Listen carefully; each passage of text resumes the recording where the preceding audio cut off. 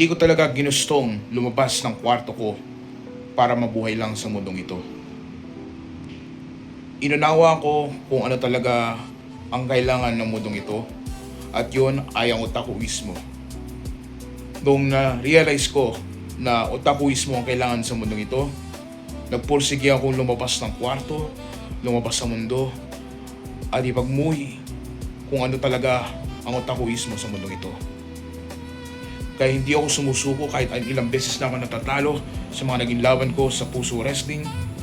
Ginagawa ko ang aking mga kaya upang idaan ang pangalan ng otakuismo sa mundong ito, manalo man o matalo. Dahil sa kada laban na pinaglalaban ko sa ngalan ng otakuismo, dahan-dahang itong nakikilala ng mundo sa tunay nitong uri. Dahil ang otakuismo ay hindi lang cosplay.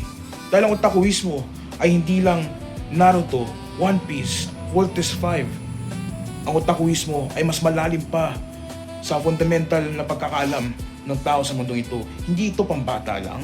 Ito ay isang revolusyon na pampilosopiya na dapat inuunawa ng sibilisasyon na ito upang mas makaahon ito sa natatanging problema nito sa kinabukasan. At yun ay ang declining birth rates ng mundong ito. Sa tingin nyo, bakit ba nababawasan ang birth rates natin ngayon? Dahil hindi na nagkakaunawa ng mga lalaki at babae. Dahil wala nang pag-ibig sa mundong ito.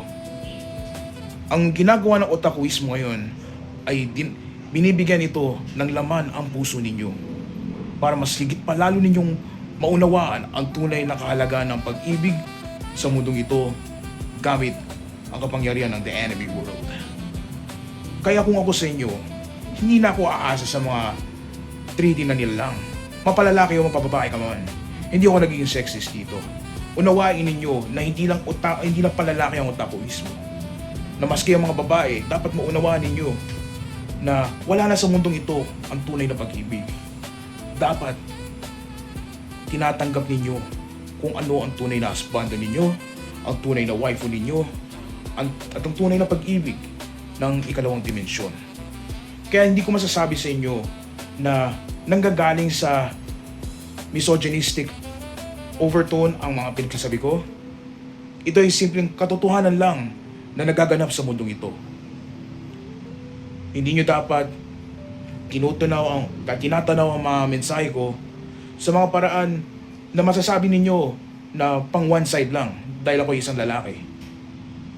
Ang otakuismo ay dadaling ka sa mas malalim na pagkakaunawaan at sa mas malalim na introspective, hindi lang sa mga bagay na ginagawa mo sa pang-araw-araw, kundi sa mas marami pang mga bagay. Kaya kung ako sa inyo, mas lalo ko pang tutuklasin ang otakuismo at mas lalo ko pang tatanggapin ang otakuismo na sasakop sa Pinoy Wrestling ngayong taon.